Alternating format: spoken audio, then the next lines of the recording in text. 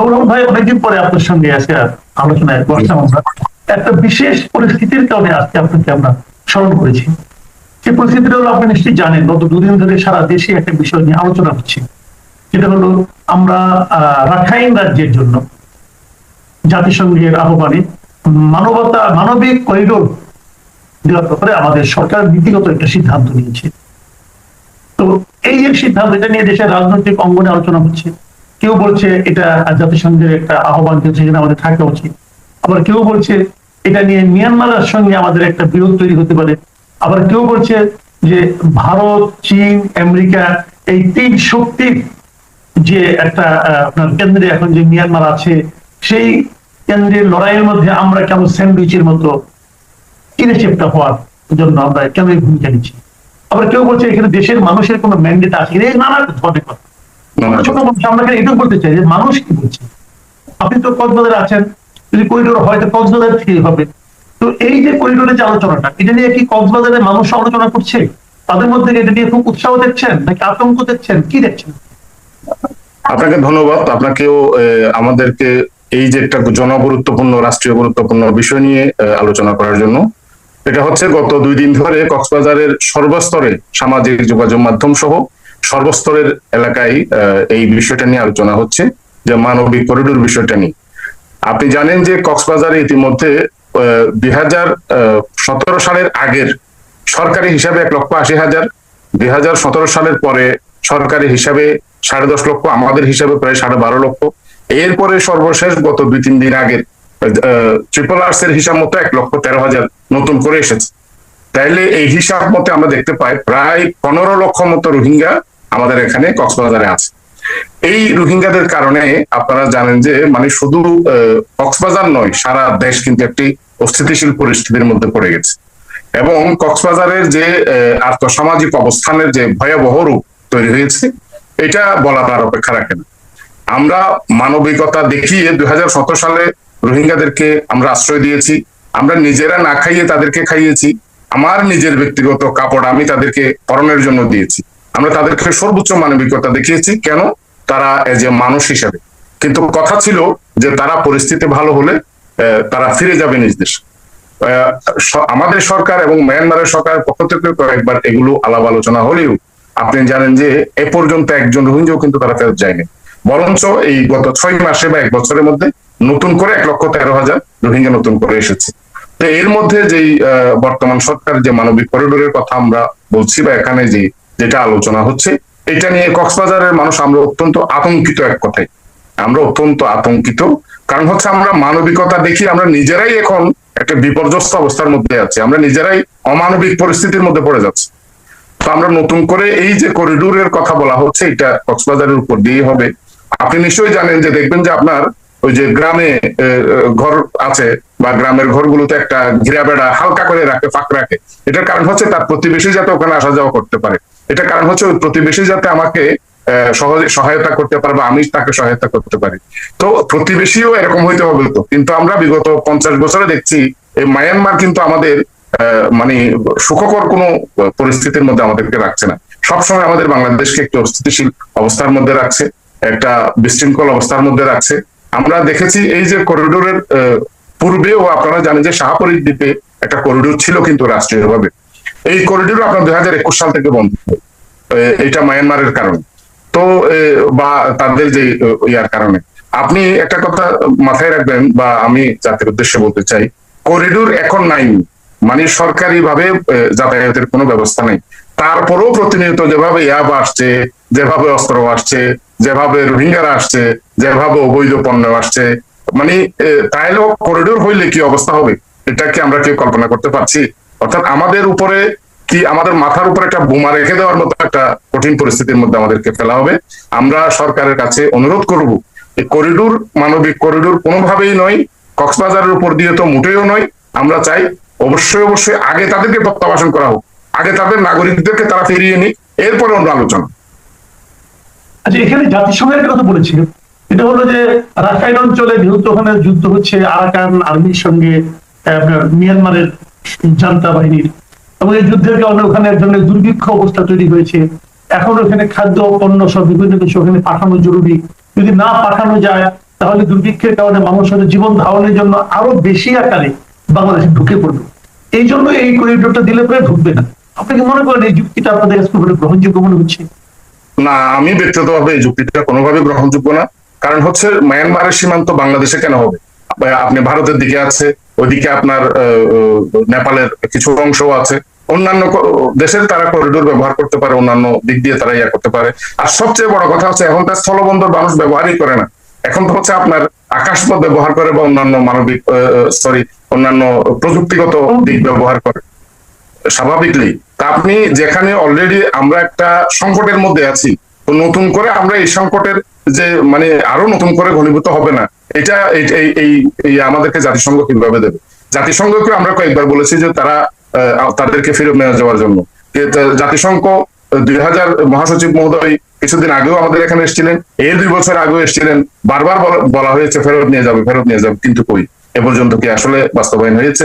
তা আমরা এই যে জাতিসংঘের আহ্বানে মানে আমরা যদি বলি যে আমরা করিডোরের ইয়ে হবে, তাহলে আমাদের যে জীবন সংকটাপন্ন হবে না, আমাদের বাংলাদেশের যে অস্তিত্ব সংকটে পড়বে না, এই দায় দায়িত্ব কে নেবে?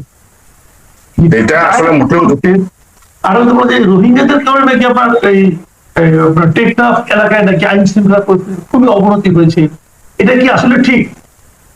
আপনি আপনি আমি আপনার মাধ্যমে বলতে চাই, এখন পর্যটক তো বটেই, স্থানীয়রা পর্যন্ত টেকনাফে যেতে ভয় পাচ্ছে। কারণ প্রতিনিয়ত ওখানে অপহরণ বাণিজ্য হচ্ছে, অপহরণের সাথে শত ভাগ হচ্ছে রোহিঙ্গারা জড়িত।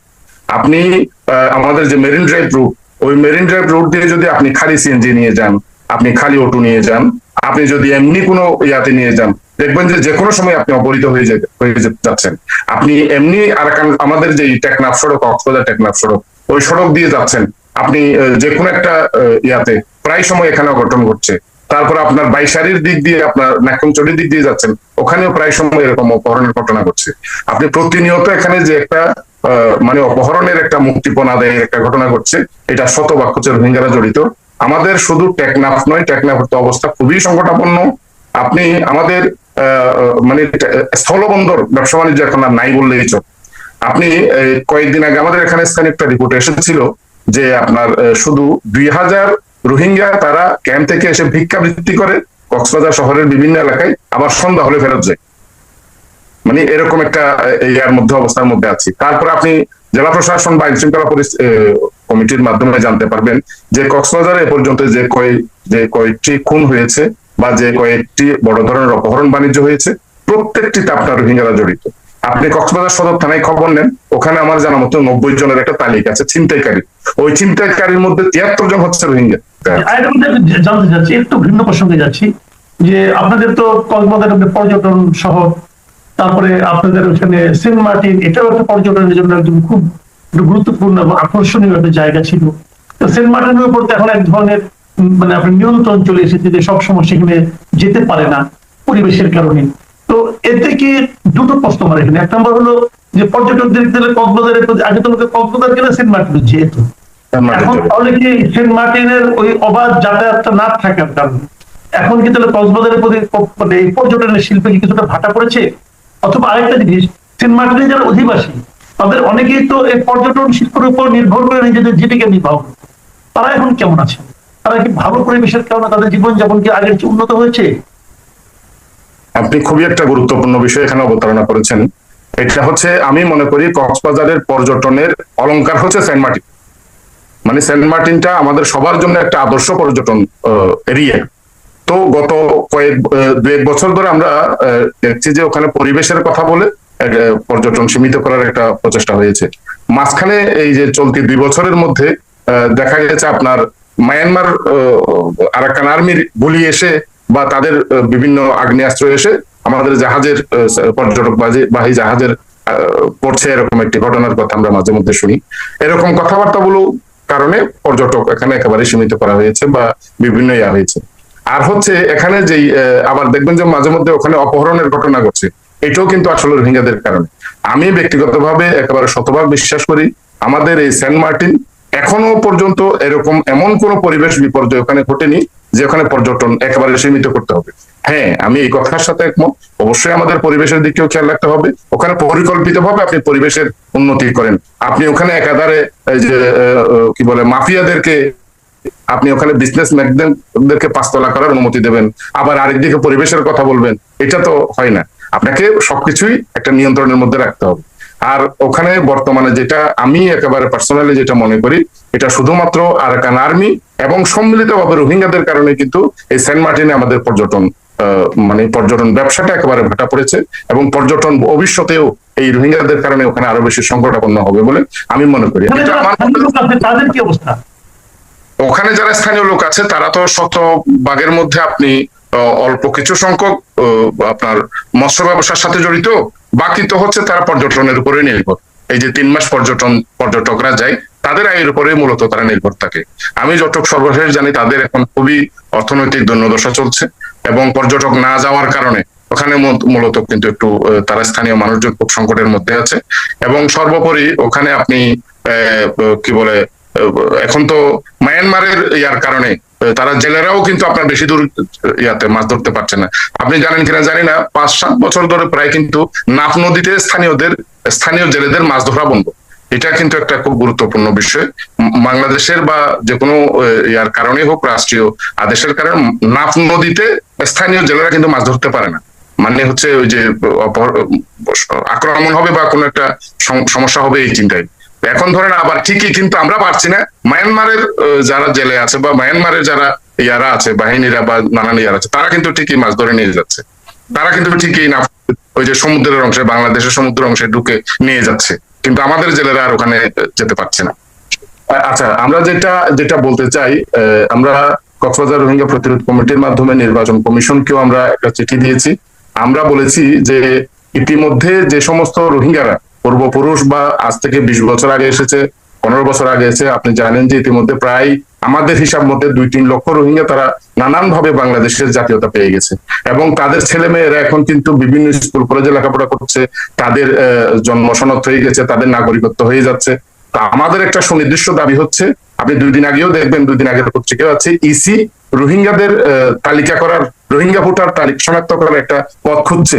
আপনার চোখে পড়েছে কিনা এটা জানি না। তো আমরা এটাকে স্বাগত জানাই। আমরা বলতে চাই যে যেভাবে ভোটার করানো হয় পাড়ায় গিয়ে, স্কুল টিচারদের মাধ্যমে, প্রতিটি ওয়ার্ডে, পাড়া মহল্লায় গিয়ে, এভাবে স্কুল টিচারদের মাধ্যমে অথবা সরকারি কর্মকর্তাদের মাধ্যমে, স্থানীয়দের সহযোগিতায়, মানে পাড়া মহল্লা ভিত্তিক, ওয়ার্ড ভিত্তিক, ইউনিয়ন ভিত্তিক, ওই এলাকায় কতগুলো রোহিঙ্গা আছে।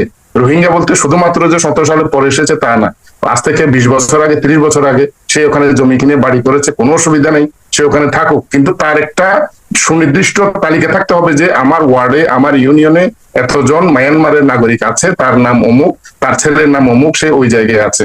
এরকম একটি তালিকা আমরা করতে চাই, সরকারের কাছে আমরা আহ্বান জানাতে চাই, এরকম একটি তালিকা যাতে প্রণয়ন করা হোক।